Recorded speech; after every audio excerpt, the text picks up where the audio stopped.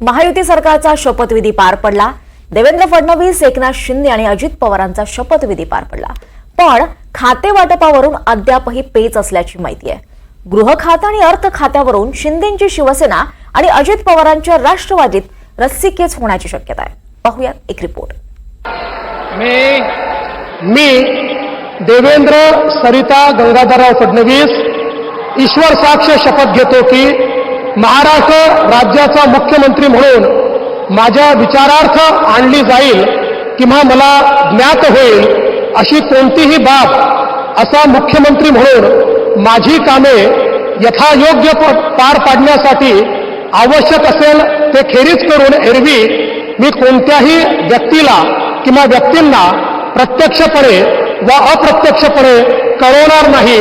मी एकनाथ गंगूबाई संभाजी शिंदे ईश्वर साक्ष शपथ घेतो की महाराष्ट्र राज्याचा उपमुख्यमंत्री म्हणून माझ्या विचारार्थ आणली जाईल किंवा मला ज्ञात होईल अशी कोणतीही बाब मी अजित आशाताई अनंतराव पवार गांभीर्यपूर्वक प्रतिज्ञा करतो की महाराष्ट्र राज्याचा उपमुख्यमंत्री म्हणून माझ्या विचारार्थ आणली जाईल किंवा मला ज्ञात होईल अशी कोणती बाब। महायुती सरकारचा शपथविधी सोहळा पार पडला। फडणवीस मुख्यमंत्री झाले। शिंदे आणि अजित पवारांनी उपमुख्यमंत्री पदाची शपथ घेतली। पण खाते वाटपाचा तिढा मात्र अद्याप सुटलेला नाहीये। आम्ही सगळ्यांनी ही देखील भूमिका घेतलेली आहे की एकनाथ शिंदे साहेबांनी जर उपमुख्यमंत्री पद स्वीकारलं नाही तर आम्ही देखील आम्हाला जर एखादी जबाबदारी कोणावरही म्हणजे माझ्यावर असं नाही कोणावरही जरी टाकण्याचा प्रयत्न शिंदे साहेबांनी जर केला तर ती आम्ही देखील स्वीकारणार नाही अशा पद्धतीची आमची भूमिका ही स्पष्ट पद्धतीनं काल आम्ही शिंदे साहेबांना सांगितलेली आहे। त्याच्यामुळं प्रसारमाध्यमातनं ज्या काही गोष्टी प्रश्नचिन्हाने येत आहेत की हा होणार आहे का, तो होणार आहे का, तो होणार आहे का, आमची पूर्ण खात्री आहे की या सरकारमध्ये आमचे नेते एकनाथ शिंदे साहेब उपमुख्यमंत्रीपद स्वीकारतील आणि महाराष्ट्राच्या जनतेसाठी आणलेल्या ज्या योजना आहेत त्याची अंमलबजावणी कायमस्वरूपी करण्यासाठी ते स्वतः देवेंद्रजींना सहकार्य करतील। एकत्र बसून महाराष्ट्रातले सगळे निर्णय होतील याची आम्हाला पूर्ण खात्री आहे। त्याच्यामुळं मला असं वाटतं की आता कोणाची नावं येऊ नयेत ही माझी प्रामाणिकपणाची इच्छा आहे।